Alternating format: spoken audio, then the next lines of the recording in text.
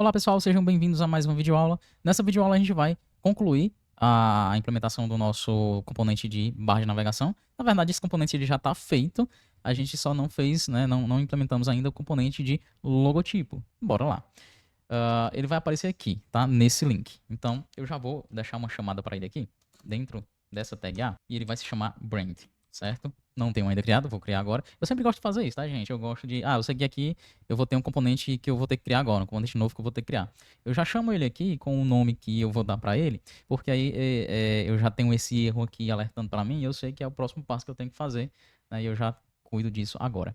Bora lá na pasta shared, ele vai ficar aqui também, porque ele vai ser compartilhado em vários locais. Então vamos criar um novo arquivo, brand.tsx, seguindo nossa convenção, e usando o snippet para gerar o nosso componente funcional aqui, né, o corpo do nosso componente funcional. Ele colocou aqui um brand com B minúsculo, deixa eu ajeitar isso daqui, mais uma vez, né, aqui no nome do componente, né, na função do componente, eu vou utilizar Pascal Case. Então, brand aqui com B maiúsculo. O que a gente vai ter aqui? Deixa eu colocar logo só um texto logo aqui para aparecer, e lá no navbar a gente importa esse componente brand, tá? Vamos voltar aqui no navegador e beleza, já apareceu aqui. Bora lá. O que a gente vai ter aqui, ó? Eu vou fazer o seguinte, vamos pensar aqui, vamos seguir no Figma aqui, no design. Eu tenho aqui um ícone, tá, gente? A gente vai usar só um ícone mesmo para ser mais rápido aqui o processo, mais simples, até porque a gente já tem uma integração com a biblioteca Lucid React, vou já explicar para vocês. E esse ícone vai estar dentro de um elemento aqui, pode ser uma div, tá? Para a gente poder aplicar esse plano de fundo aqui, arredondamento. E eu vou ter do lado aqui um texto, certo? E aí, para agrupar melhor esses elementos, eu vou colocar tudo isso dentro de uma div.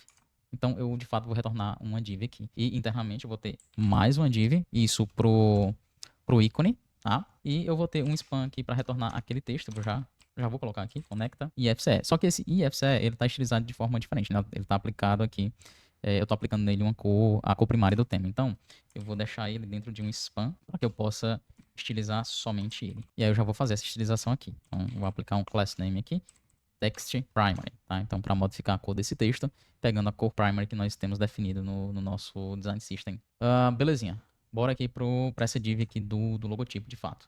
Bom, aqui eu vou já chamar aqui um componente de ícone da biblioteca Lucid React. Essa biblioteca Lucid React, gente, que é a que a gente vai utilizar, ela é uma biblioteca que já foi instalada aqui como dependência do próprio ChatCN. Então, ChatCN, ó, se a gente for aqui no Components.json, eu tenho aqui, ó, Icon Library, essa configuração, com o valor Lucid. Então, ele está utilizando a biblioteca Lucid React por detrás dos panos aqui, e a gente pode utilizar também para adicionar ícone em qualquer outro local, não somente para utilizar componentes do ChatCN. Então, ó, a gente vai utilizar o seguinte ícone, Graduation Cap, tá? Graduation Cap, aquele chapéu de formatura, né, aqui. Então, nós vamos chamar ele aqui, mas vamos estilizar ele aqui, né? Na verdade, vamos estilizar primeiro a div, então, class name aqui. E aí eu vou fazer o seguinte, só para que a gente alinhe o ícone de forma bem centralizada, né? Perfeitamente centralizada aqui nessa div externa, a gente vai usar flexbox, e aí alinhar o ícone, né? No caso, item center. Então, alinhar tanto no eixo transversal como no eixo principal. Então, Justify Center, Item Center, eu tenho um alinhamento perfeito aqui desse ícone dentro dessa div. Essa div aqui ela vai ter um BG Primary, né? E eu vou ter também um arredondamento das bordas. Então, deixa eu chamar aqui um Rounded. E aí a gente passa um nível de arredondamento aqui.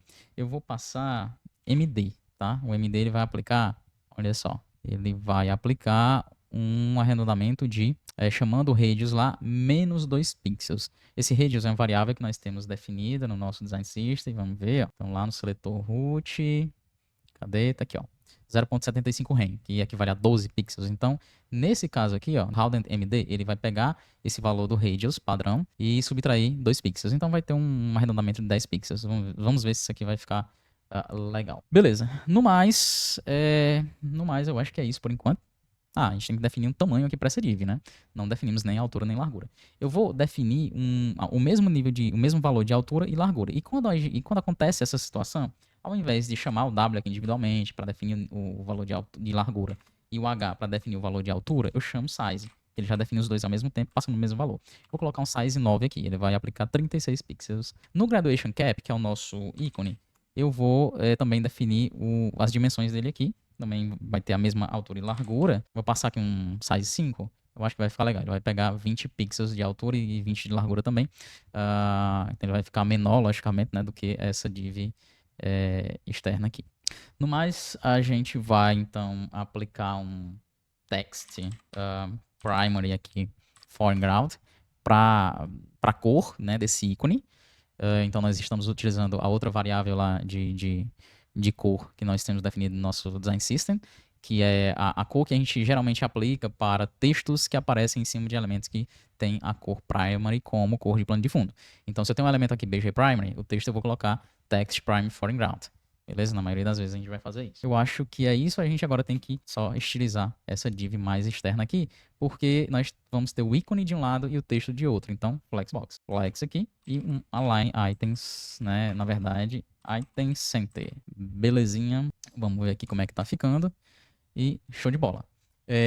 Ainda tem alguns pequenos ajustes aqui para fazer. Eu acho que esse arredondamento ficou muito pouco, tá? Então eu vou colocar, ao invés de rounded MD, vou colocar LG, porque aí ele pega o valor do radius, que é 12 pixels, então ele vai aumentar um pouquinho.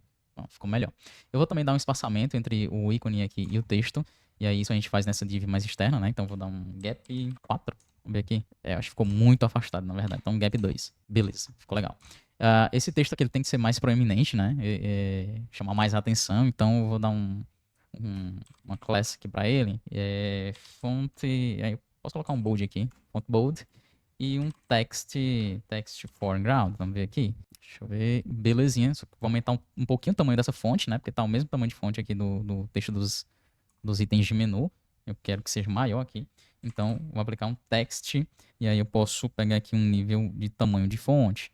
E aí, ó, eu vou mostrar aqui a documentação para vocês. Lá na parte de tipografia, font size, vocês conseguem ver alguns nomes de classe aqui com tamanhos definidos aqui para você aplicar. O text base é o padrão, né, que é 16 pixels, e aí você pode colocar o maior ou menor com base nas demais classes aqui. Eu vou colocar um text LG, que eu acho que vai pegar 18 pixels, se eu não me engano. Então, text LG, vamos ver aqui. Beleza, 18 pixels, vamos voltar lá, no navegador e ok. Eu acho que ficou legal dessa forma aqui. É isso, gente. Então finalizamos aqui a estilização, né, a criação do componente aqui de barra de navegação, junto com o nosso componente de logotipo. E aí, para finalizar, eu vou só estruturar um pouquinho melhor e fazer algumas estilizações básicas aqui nesse layout geral, lá no apptsx. Então aqui no apptsx eu vou colocar tudo isso dentro de uma div, meus elementos do layout, dá um Ctrl S aqui para formatar isso, e aí eu vou aplicar algumas estilizações aqui. Então eu quero que esse container geral, que vai envolver todos os elementos do layout, tenha um display flex e os elementos apareçam um abaixo do outro. Então flex call. Vamos ver aqui como é que vai ficar. Não vai ter mudança, né, visual aqui. Mas eu quero fazer o seguinte, eu quero deixar já configurado para que esse rodapé ele sempre apareça aqui na parte inferior. Mesmo que o conteúdo aqui da página não ocupe toda a altura disponível. Mesmo assim, eu quero que o rodapé apareça lá embaixo. Como é que eu faço isso? Eu tenho que dizer a esse item aqui do main, né, do conteúdo principal, que ele pode estender a altura dele para ocupar todo o espaço disponível.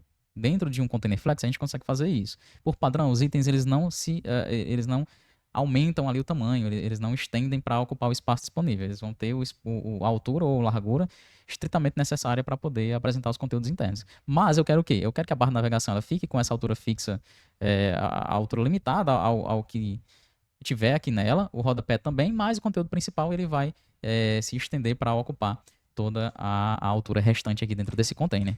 Como é que eu faço isso? Eu habilito essa possibilidade aqui. Então, no item que eu quero que cresça, que é esse main, dentro do container flex, eu vou aplicar uma classe aqui, flex1. Isso aqui ele aplica a mesma propriedade, né? Flex1, que habilita, né, esse crescimento. Então, agora esse elemento ele vai crescer, ele vai expandir, no caso aqui, a altura, para ocupar todo o restante da área ali que ele tem disponível para ele, subtraindo, né, a área que já está ocupada pelo navbar e pelo rodapé. Então, vamos voltar aqui. E agora, vamos ver aqui se isso vai ser aplicado. Deixa eu ver aqui o que foi que aconteceu. Então, flexco, flex 1 aqui. Faltou só a gente especificar que essa div aqui do layout geral, ela vai ter uma altura mínima aqui igual à altura de visualização ali da minha página, né? Então, eu até mostrei essa classe aqui para vocês, né? Min h, né? Min height de SVH. Então ele vai aplicar um min height de 100 SVH, ou seja, 100% da view height, da área de visualização, ali da altura de visualização. Então, vamos ver aqui. Agora sim. Agora eu tenho essa div aqui que compõe todos os componentes do layout, né?